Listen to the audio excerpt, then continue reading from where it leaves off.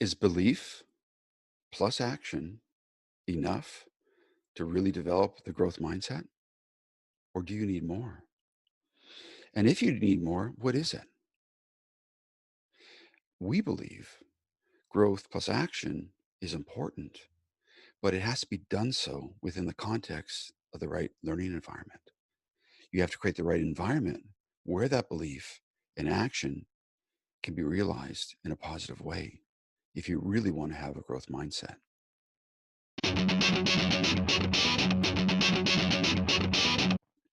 Welcome to another session of a learner's mindset discussion. I'm Dr. Dwayne Hrapnick, and my colleague here is. Dr. Talissa Thibodeau. Today, we're going to be exploring the growth mindset. Well, actually, we're going to be talking about how do you develop the growth mindset, or how do you grow a growth mindset?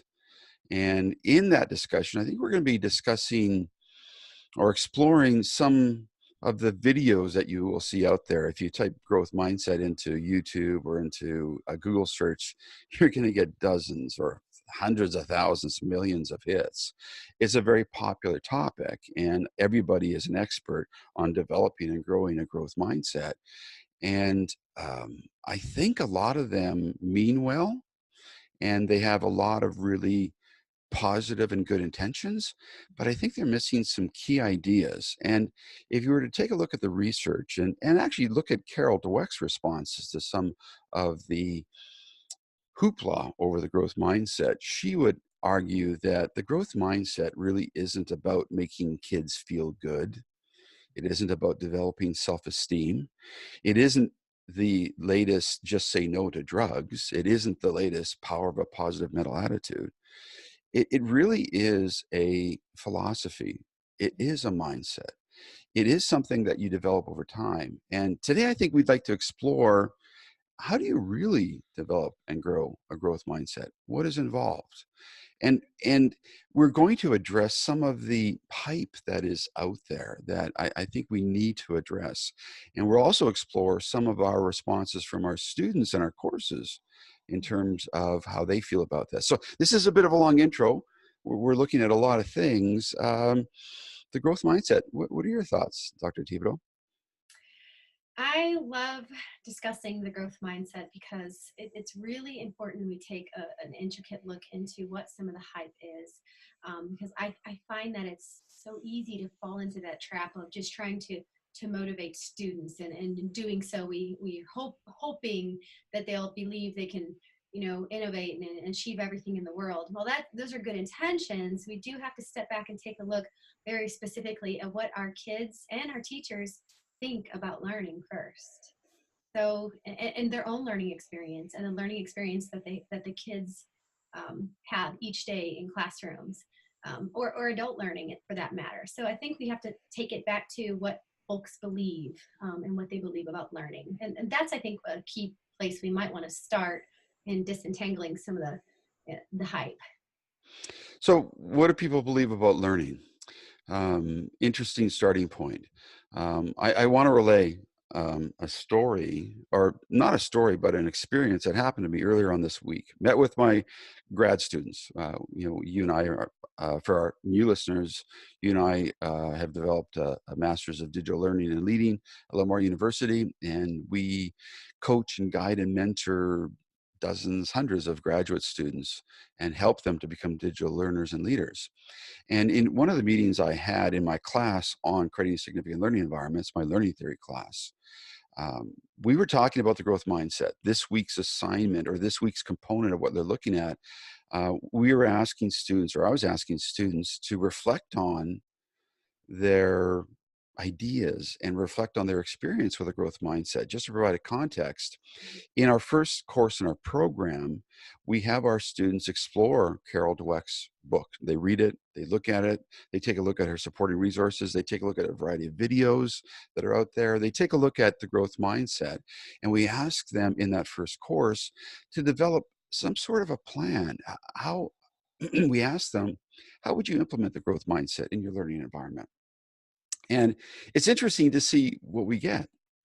And quite often, a lot of these students have never heard of the growth mindset, or if they have, they've sort of associated with that self-esteem movement, or the, putting up a bunch of posters and encouraging kids to think positively and to recognize that they can grow, and they use terms like neuroplasticity, and the brain can grow, and the brain is a muscle, and all you need to do is work it out a little bit. So they print off posters, they put posters up. So in their plans, they barrage students with these ideas, and then we see what happens. In this course, our students are 3, 4, sometimes 5 courses into the program, 4 or 5 courses into the program, and we're asking them to revisit the growth mindset. How's it working? Is it working? What's happening? Well, this was interesting.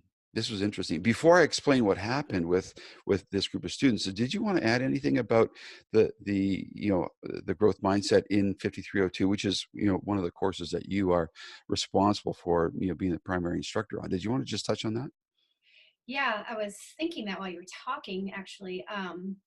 Students do begin the digital learning and leading program in the first course, and the very first work that they start pulling together are their ideas on the growth mindset. And they talk about, the 4 steps of changing your mindset, which, include listening to your fixed mindset voice, taking action. And these are very raw, rudimentary ideas that they put together in terms of their plan and moving forward. Sometimes they have a little bit of a disconnect in terms of, does this apply to me or to my students?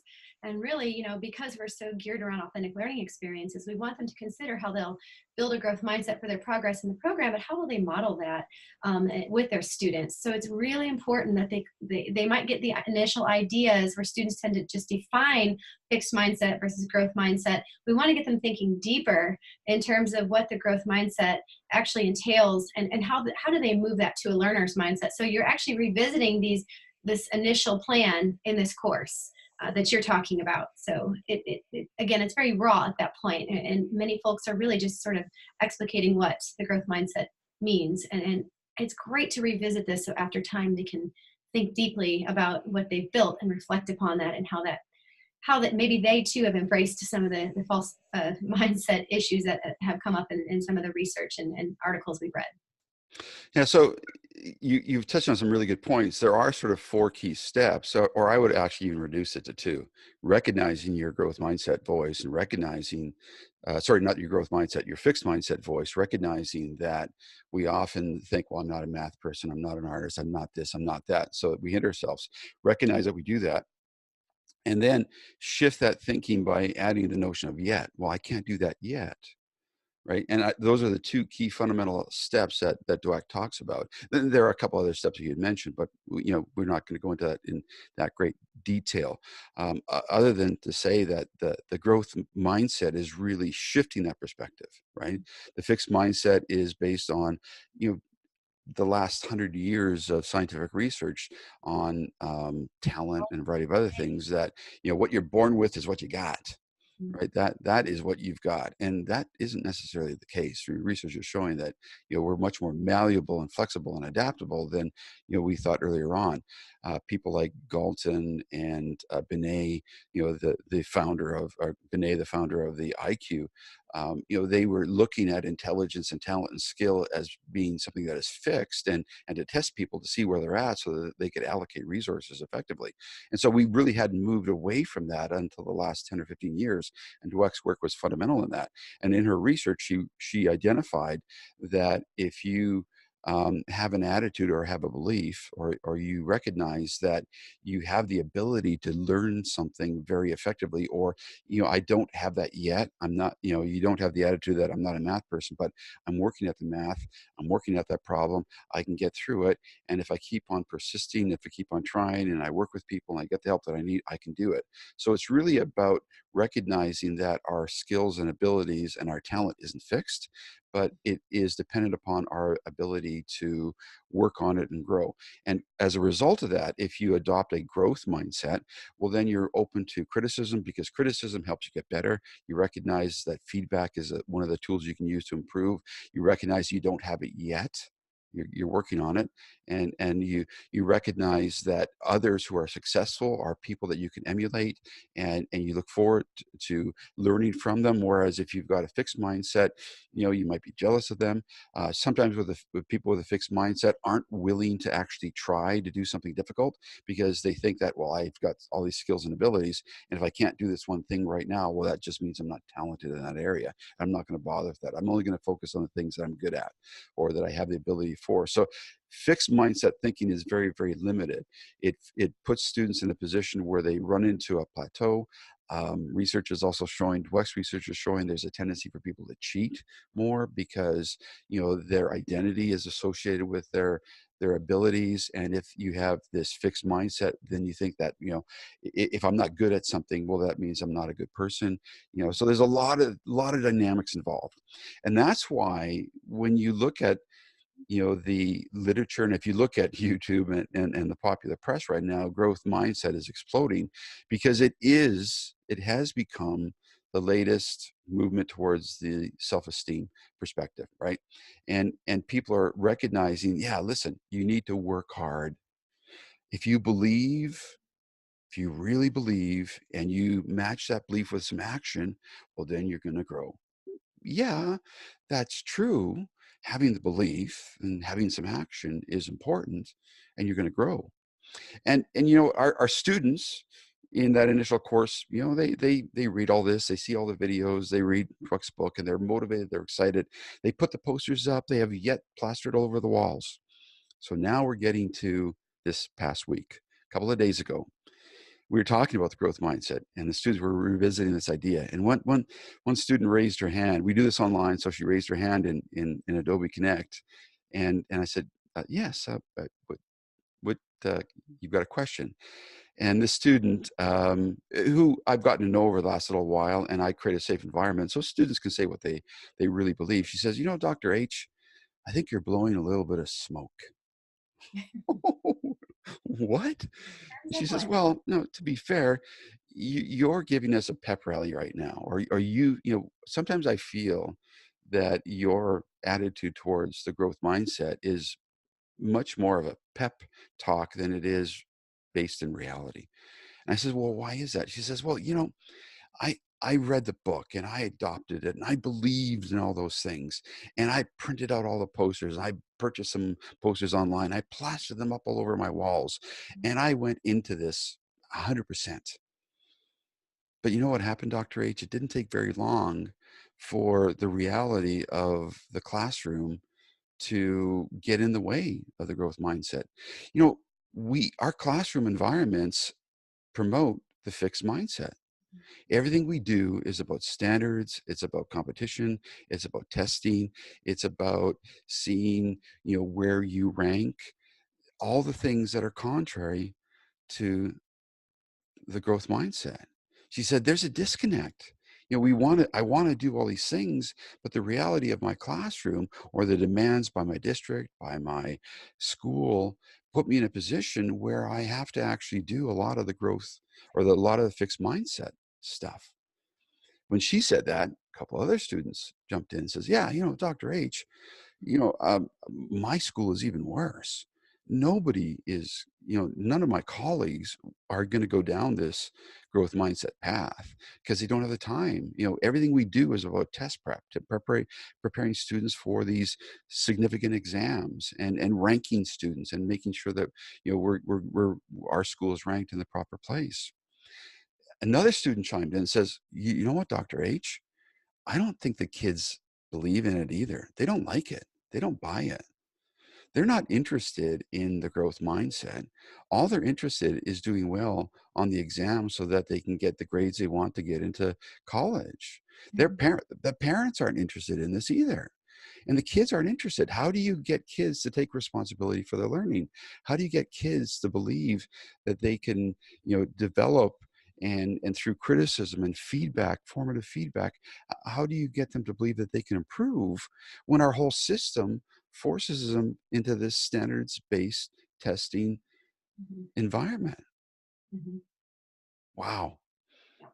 It was interesting. Before I tell you how I respond. Do you have any thoughts about that? And I know I'm not the only person to experience this because you experienced this. You've done a similar course. So do you want to jump in on this and provide your perspective?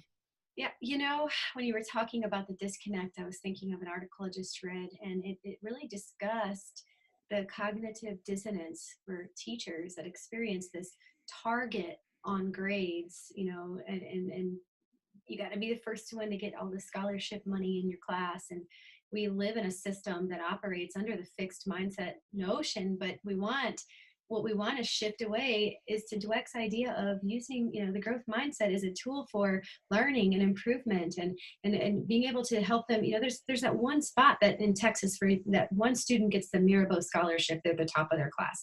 What about all those kids in between? Are we saying that, oh yeah, you're going to get your college page if you get the top, but what about these kids that are innovative and embracing the fringe and that are actually doing different things and are excited about their learning, and want to learn and grow new avenues of thinking? Are we only going to award that one top person to get all the scholarship, all the money and everything to go to college? But my thinking is, taking it back down to that, going to 5302 and reflecting on that experience with them. Immediately after they build that growth mindset plan in that course, they build a learning manifesto. And I see students, really address what they believe about learning and what they're passionate about, and they vacillate between a fixed and a growth mindset. And some of the learning manifesto pieces that they build in the course don't always complement what they started with the growth mindset plan. So what I see happening even between the first 3 weeks of the course is the mindset sort of shifting. And it's really interesting perspective to see that, but it takes a little bit of time. It takes a little time to work through some of those issues, especially with what you're talking about here. We have students who, they see one thing, but we're actually doing another thing in our system. We're promoting grades and promoting top performance, and instead of, the innovative ideas, the fringe-worthy ideas, the new ideas, the avenues of thinking that are exploring and believing beyond what just, getting that A on that test looks like, you know? So I see where they're coming from as a classroom teacher. I've been there. I vacillate too. But go ahead and share your response to the student. Yeah, before I share the response, I think I just want to confirm something. Yeah, we all do vacillate back and forth from the fixed to the growth mindset. It's just the nature of the way that we are. And I think it's really important for us to recognize that the notion of rewarding the process and rewarding the effort and rewarding the journey as opposed to just focusing on the destination, the grade, is difficult in our system. But it's not impossible to build an environment where that can happen. And so this sort of is a segue into my response. And, I talked about the fact that, you know, John Hattie's research is relatively clear that, just as long as you really aren't purposely harming the students physically, psychologically, mentally, emotionally, you know what, our school systems actually do not a bad job. They're okay. Kids are going to learn, right? So we have a bit of a, you know, we've got a bit of a break there in one sense. Although one student said, well, yeah, but our principal's always saying our grades aren't good enough, and no, we're not good enough. So maybe the system isn't working good enough. Well, if you take a look at the long term, it's not that bad. My point is that um, if we keep on doing the same thing, focusing on the grades, focusing on preparing students to actually do that test, to pass the test, rewarding just the achievement or just the end, we're going to keep on getting what we have.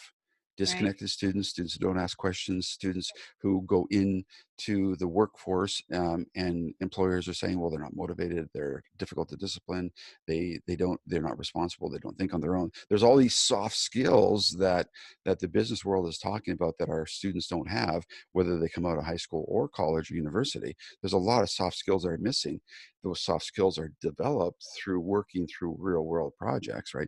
So I was explaining to the class that, you know what, if you start to infuse the growth mindset perspective into what you're doing, and still prepare students for the test, but do so in a different perspective. Incorporate, instead of 20% time focusing on what students want to do in building projects, maybe you do 20 or 30% time focusing on the test, and you do 80 or 70% time focusing on real world projects. Well, guess what? You'll still prepare the students for the test, but by introducing real world projects, by creating that significant learning environment where you give learners choice, ownership, and voice through those authentic learning opportunities, then you're going to get both, because you're still going to prepare them for the test, but you're also going to give students an opportunity to explore, to take ownership, to do something real that and genuine that has the ability to intrinsically motivate them to move forward, where they can then recognize that effort is going to be rewarded,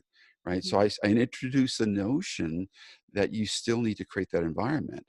Focus on the test, but do a really good job preparing them for the test, right? Really take a look at the science that's out there. And there are some, there are 5 or 6 or 7 key things you want to do. Get really, really good at preparing the kids for the test, and then take the rest of the time to do, what you want to do. We've talked about this before.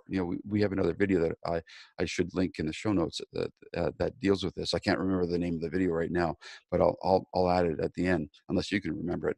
But so I explained that you want to do that, and get the best of both worlds.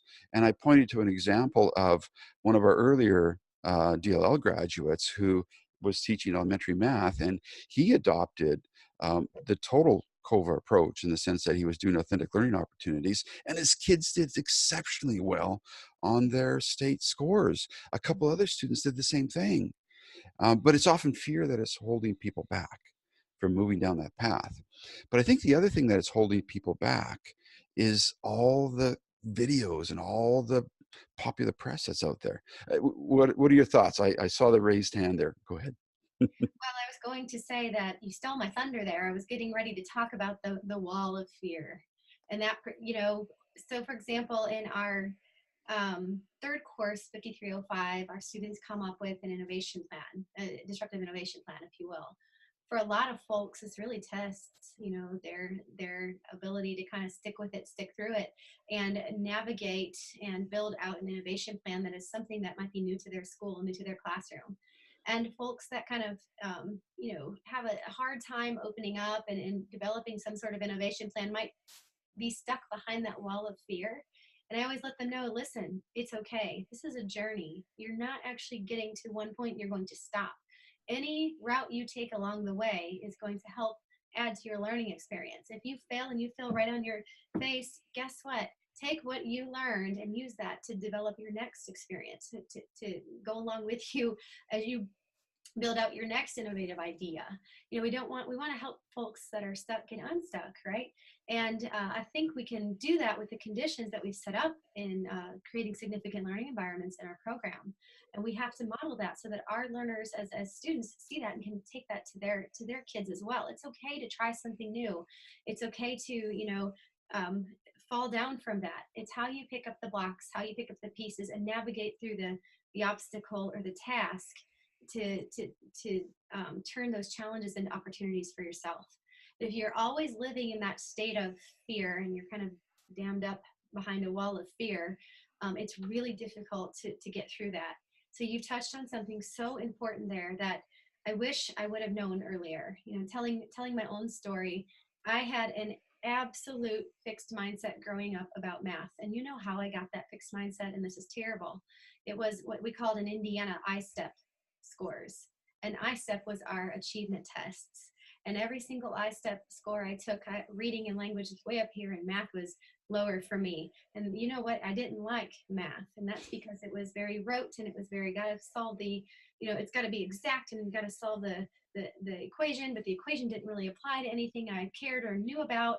I wasn't passionate about that. And so I built this constant every year that fear of, I don't like math and I'm not good at it, right? So I perpetuate the standardized tests actually fed my fixed mindset. Every year I already had the expectation I was not going to do good at math, right? Now I see this so differently. I'm a researcher. I'm looking to explore and experiment down quant methods. And I realize my own mindset was inhibiting me from taking that leap to the next level of, I can actually do this. I can run the SPSS statistical software. I can audit a few classes and learn a few things. It was me holding myself back. And so when I realized that those tests were feeding my fixed mindset, I go back to that. We really shouldn't be focusing on these tests, because look what it did to me growing up through my years, thinking I couldn't be anything else because I wasn't good at a particular subject area.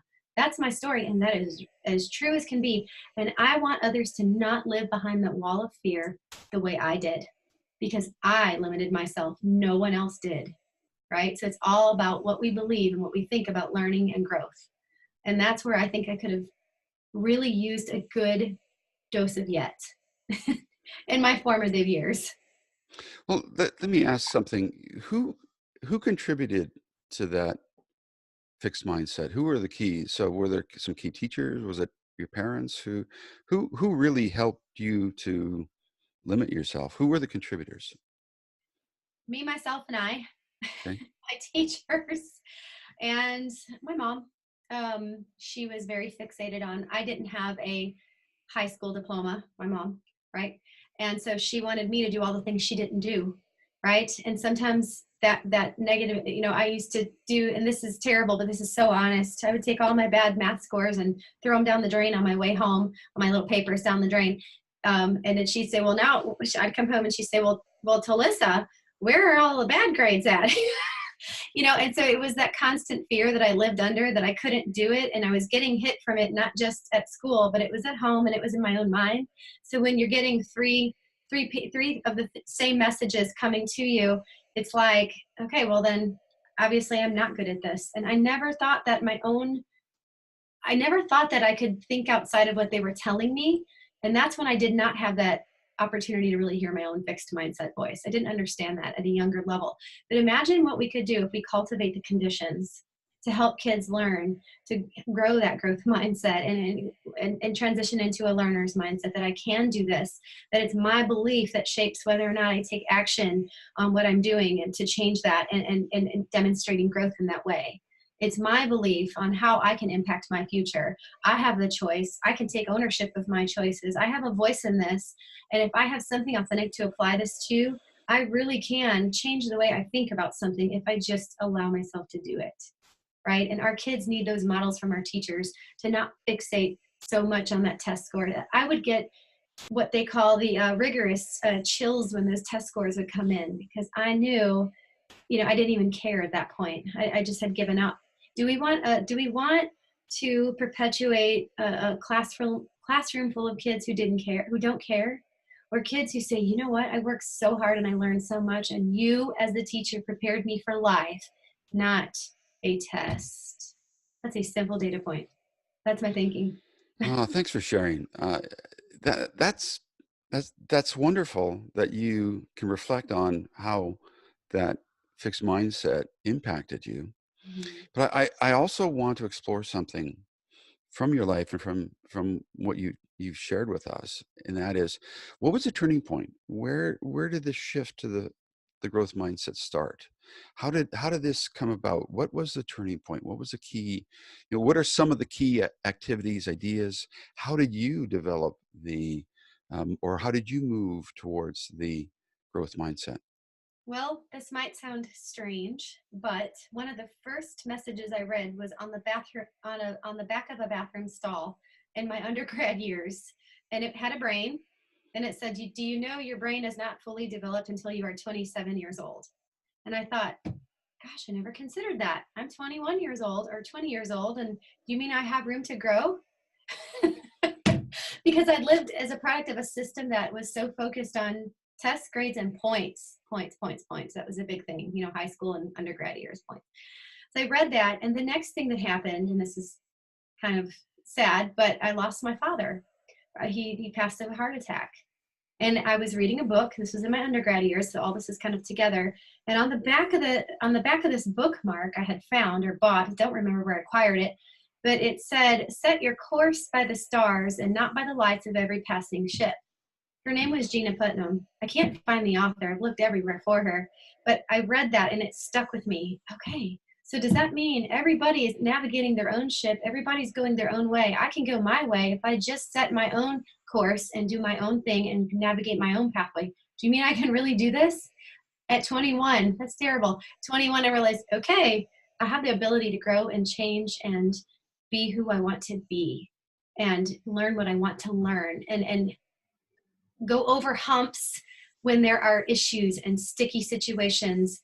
That's when I learned to hear my fixed mindset. At that time, I had no idea what a growth versus a fixed mindset was, because Dweck's probably been doing research long before I was, even into grade school. So that was it. Okay, so that's the turning point. And then can you share with us, when did you really start to develop a formal understanding and application of the growth mindset? When did that start to formalize? Well, before I knew it was a coined term, I realized something. I decided to move to Florida when I was 23. I knew in moving states and not having family or anyone around, I was moving to Florida for school and to get a job, that I was going to come through some challenges I never experienced. I picked degrees that scared me the most. I was no longer going to live behind a wall of fear. When I read that quote, when I read that bathroom sign, when my dad passed away, I realized I need to make every day the best learning experience I could have and make every day count. So when I left and I moved to Florida and I was kind of, for the most part, by myself, I had to navigate my own pathway. And lots of things came at me that were, I didn't understand, that I tripped over, that I messed up and I made mistakes on. But you know what? Through that journey, I became the person I became part of the person I am today. It's like, how do I explain it? Every experience molded and shaped who I was. And we can talk about that in another interview, or we can go down that path today. That's really up to you. But I never let any experience pass me without turning it into a learning experience. And I knew I was navigating my pathway on my own. It all goes back to that quote, and I'll never forget that. I am setting my own course. I'm the one that has to be the one that goes through the obstacles and the challenges and pick that up and fail forward. Make sense? So yeah, it does. So you change your environment. You put yourself in a circumstance where you were required to perpetually learn and perpetually grow. You were challenging yourself by your environment and circumstances that were around you. And so even before you knew what the growth mindset was, you recognized that it was your responsibility. You were embracing the challenges. And even though you're probably still afraid, we all have fears, right? Uh, you know, fear is actually a good thing. It keeps you honest, right? So Okay. the fears were there, but you kept on moving forward, kept on creating circumstances. I know your story, but you kept on putting yourself in different environments Yeah. where you had the opportunity to grow.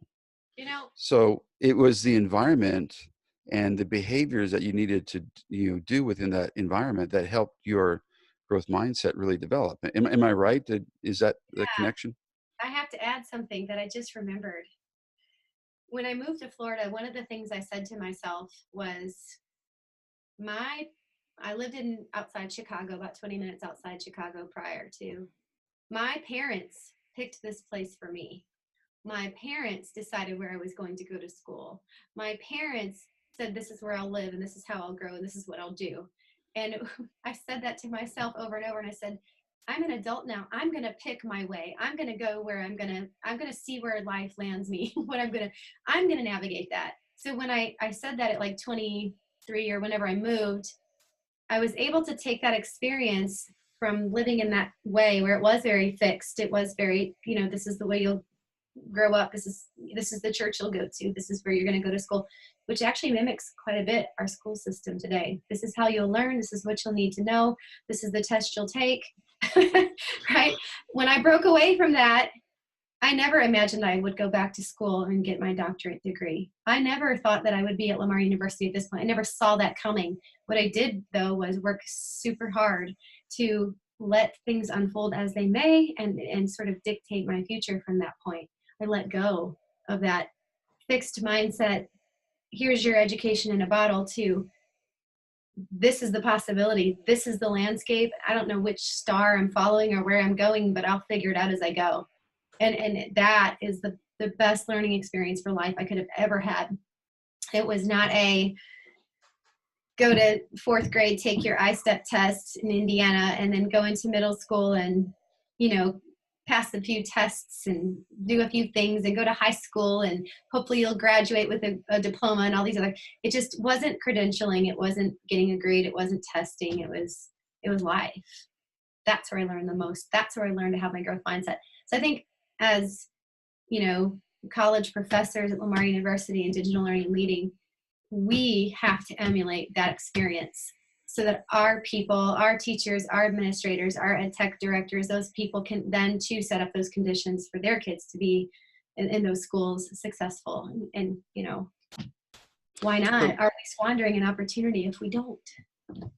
so just to confirm and maybe summarize and tease something out here that I think is really important, what you just confirmed or said is that those situations, those environments that you put yourself into, those Mm-hmm. authentic real world environments where you had the choice, you took the ownership of your circumstances, your learning environment, and you were dealing with authentic real world challenges and opportunities, is what really helped you to grow with the growth mindset. Mm-hmm. It wasn't just the belief in the quote. The quote got you started. You need that. You have to have that. But it was putting yourself in a situation where you had to actually live it, live in the real world and learn from that authentic learning opportunity. Am I right? Did I?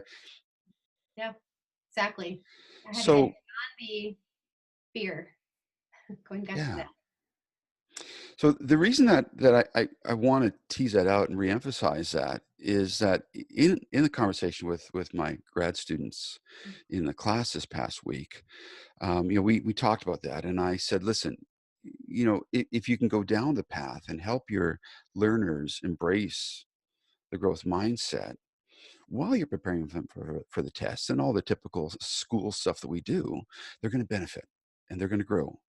But I said, more importantly, if you think about what we do in the DLL program and what we've been advocating, and that is you create a significant learning environment where you give your learners choice, ownership, and voice through those authentic learning opportunities. It's the authentic learning opportunities that will give the learner the intrinsic motivation to take that ownership and to recognize that, you know what? Yeah, I do have to have a belief. I do have to believe that it's a matter of yet. And once I believe that, well, then if I can combine the action to that belief, but that action just can't be a bunch of spinning the wheels. That action has to be related to doing something that's real. That action isn't just memorizing stuff for an exam. No, that action is working on an authentic learning opportunity that will actually make a difference in my life and the lives of others and my community around me. So the belief combined with action will give you growth if that action is associated with authentic learning opportunities. And this is something I was reinforcing with my students. And then one student says, "Yeah, well, it's great, but our school doesn't allow us." That we kept on going back, but our environment is not about that. I says, well, guess what? You actually do control what happens when you close the door. You do have a lot of control. Just as long as you're getting the test scores you need, spend your 20, 30% time on the test, you can then integrate authentic learning opportunities in the rest of the time because you really do want to prepare your learners for life, not just for the test. It's really important. So I reiterated that. Then another student says, well, yeah, but Dr. Rapnick, isn't it important for us to actually, what about the parents? Isn't it important for us to actually convince the parents that they need to focus on something other than the grades? Because again, in your story, your mom, like my mom, who didn't finish high school, right? I was supposed to get good grades, but I was fortunate in the sense that I was a bad kid who suffered from ADD. So I was always in trouble. Grades were out of the scope. So it didn't really matter. Just keeping me in school was a big enough bonus, and which I didn't. I dropped out of high school when I was young, right? Because I was one of these ADD kids, right? But anyway, so my mom was quite disappointed because she too was into that performance orientation of the fixed mindset because she wanted me to do better than I did, right? So when I explained, when my students were saying, well, how do we get our parents to embrace that growth mindset? And I says, well, you've got to create the environment. You have to create the environment for your children and create the opportunities. Get your parents involved in some of the real world projects, whether it's a community garden, a farmer's market that comes out of the community garden, whether it is some type of a service learning project where students actually build software to help with animal husbandry in the zoo. I'm referring to one of our students' projects, right? if you've got these real world projects that kids can get involved in, guess what? Their parents will get involved in that as well. They'll see what's going on and they will start to learn about the fact that these real world learning opportunities are motivating their kids in ways that they never could. And they'll start to ask questions and start to recognize. Then you can drop the notion of moving from a fixed mindset, moving away from the emphasis on grades and performance and on measuring yourself to the process, to the journey, to failing and failing forward.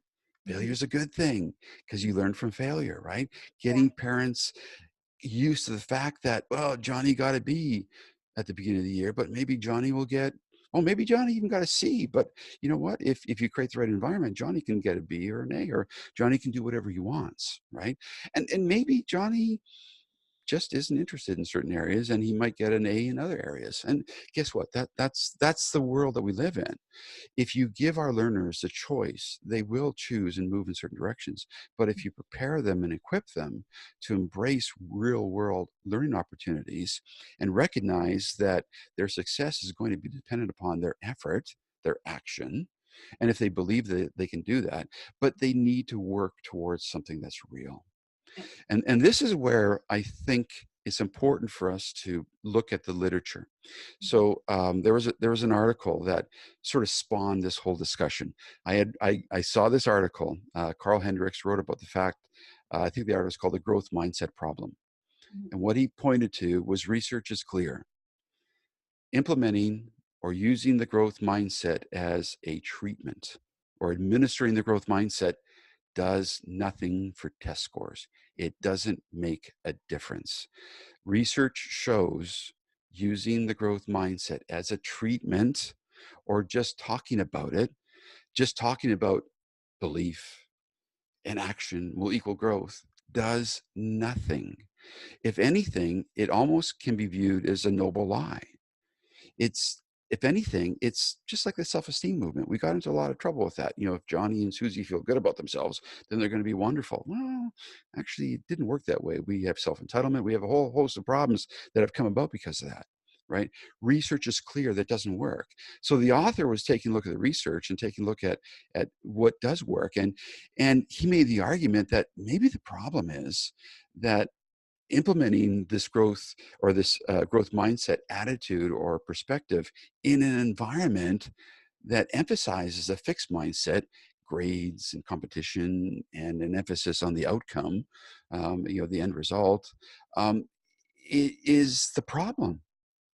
You can have as much positive attitude towards a growth mindset. You can believe as much as you want. You can spin your wheels as much as you want. But if you don't change the environment, you're not going to go anywhere. And that's what research shows. The success. Research is clear on that. Mhm. So I'd looked at that a few weeks back, and you and I have been talking about this talk for a while. And then I saw a video the other day, wonderful, cute young girl talking about, if you have the belief and you add the action, well, then the growth will come. And it doesn't matter how cute and how photogenic this wonderful young girl is. If you don't address the environment, it's a noble lie.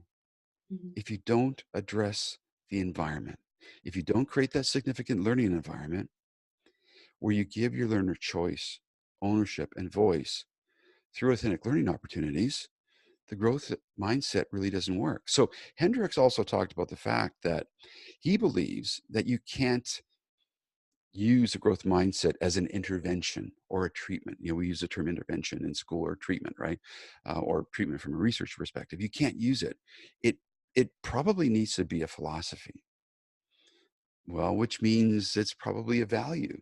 And we all know that values, philosophies are more often caught than they are taught. They have to be modeled. You have to create the environment, the circumstances, the culture where those values and philosophies can then really manifest themselves and they become part of that culture. So we've got to shift the culture. It goes back to creating that significant learning environment where you give the learner choice, ownership, and voice. Um, when I reiterated that to the class, I said, you also have to be careful. You have to be careful. As a father who had been experimenting on his boys for many years, my boys are 21 and 22 now, young men. They grew up in that environment where anything is possible, and they have grown into delusional optimists. You know, my older son Levi, his one of his favorite sayings is when he looks at a challenge, he'll go, how hard can that be? You know, he was looking at, buying a rusty old truck, and he thought, man, great opportunity to learn how to weld. I'll just cut out all the rust and I'll fix it up and I'll learn how to weld while I'm in the process. How hard could that be, Dad? Sometimes there can be a little bit of delusional optimism in this thinking, but at the same time he recognized that he could actually do the work. Once he looked into it, he thought, wow, that's a lot of work, maybe I'll do something else. But that attitude of embracing challenges is manifest in his daily life. I was shuttling him last week, and he's got a diesel truck that we shuttle up and down mountains in. And the reason we got a diesel truck is because of all the work that he does as a professional racer, and you need that type of a vehicle. And coming back from some shuttling, one of the diagnostic tools in his truck indicated that the transmission wasn't working well, and we felt it too. We felt it. We noticed that.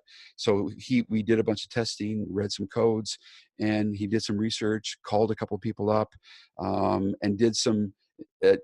Took a few things apart, replaced a couple of parts, and over a course of 3 or 4 days, he did some maintenance and some service, and he solved the problem.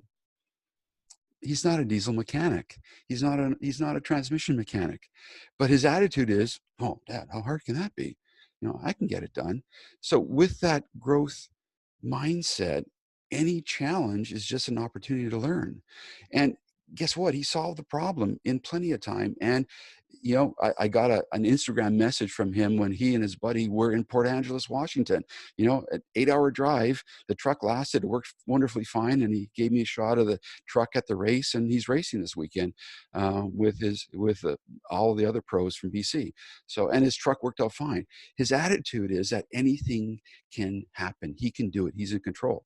My younger son has started a new business, and his business is exploding, and he's embracing it, and he's doing a whole bunch of work, and he's building his business, and he's in one shop, and he's realized that the current location he's at is hindering him because he doesn't have enough space. So he's talking to somebody, and he's looking at leasing a much larger bay with 4 spaces for vehicles. But he also realized he's got to hire a bunch of people, and so he's got to step up his business.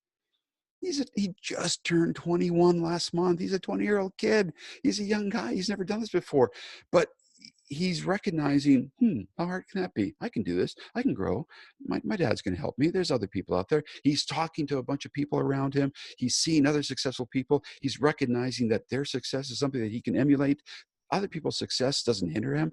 And he recognizes that those people got there. He can get there. He's going to work at it. And he's failing constantly, learning from his failures, but he's constantly moving forward. Mhm. And he's about a month or two away from moving into a new shop and taking his business to the other level. And every once in a while I get a conversation, or he says, oh, dad, this is so exciting. This is amazing. My business is going to grow and explode. But Dad, I'm also kind of scared. What if it doesn't work? But you know what? No, I'll make it work. So he goes back and forth from fear, excitement, and he's doing wonderful stuff. Now, obviously you can tell I love my boys. I'm excited for them. Neither one are going to university. I'm an academic. I'm a highly credentialed man. I would love my boys to go to university. Neither one are going to university. Well, not yet. My older son Levi is thinking about that as he's building his racing career, and he's recognizing through injuries that at some point he's going to be a little bit too old and a little bit too hurt. Yeah, maybe then he's going to go to university. But in his preparation, he's starting to see areas that he'd like to learn about. And so as he is building his racing career, he's also looking at the other opportunities that are there. Because with a growth mindset, the whole world is available to you.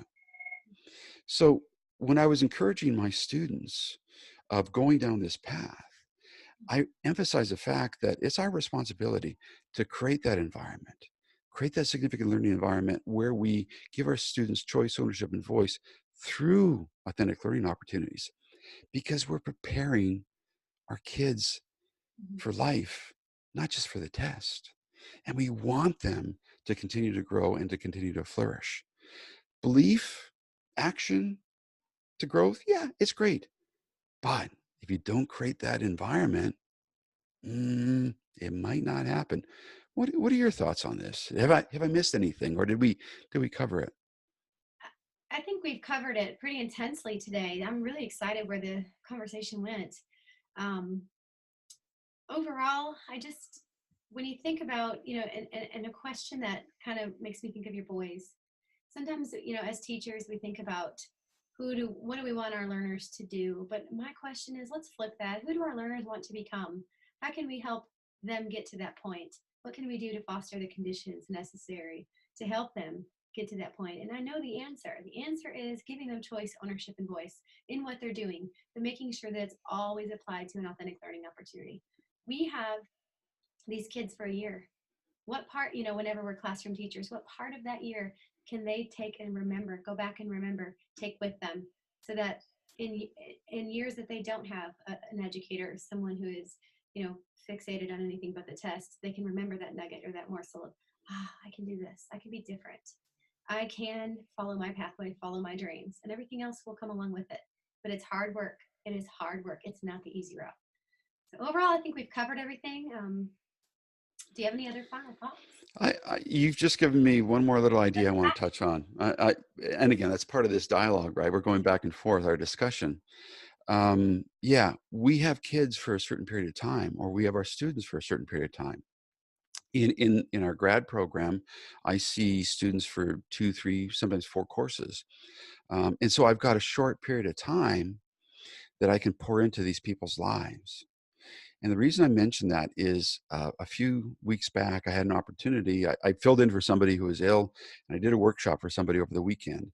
And in the workshop, I remember asking the people participating about what do they remember about their most favorite instructor?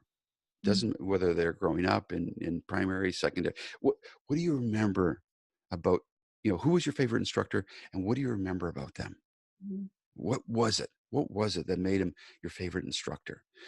And everybody wrote all this information down and emphasized it. And my phone is ringing. I apologize. I should have turned off earlier.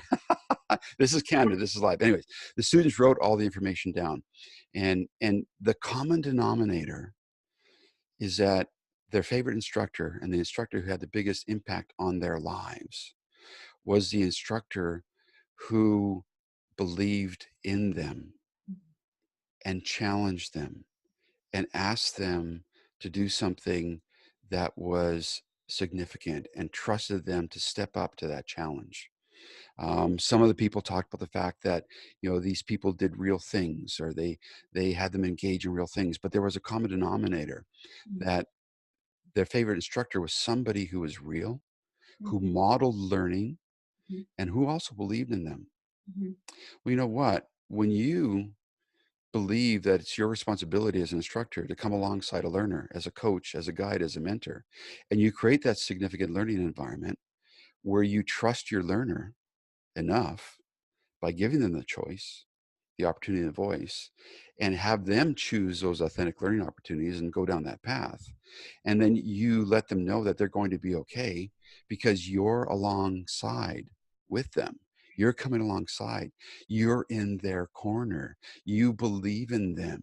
You trust them. You have faith in them. You know that they can do it.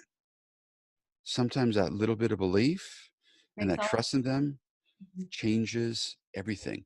That is what I think you need to do as an instructor. And that's our goal. We want to help our learners to embrace learning. And I think we do that by fostering the growth mindset, by creating that significant learning environment, giving them choice, ownership, and voice, authentic learning opportunities, and believing that the learners can do it. I think a little bit of belief goes a long way. So belief, yeah, belief not just by the learner, but by the instructor.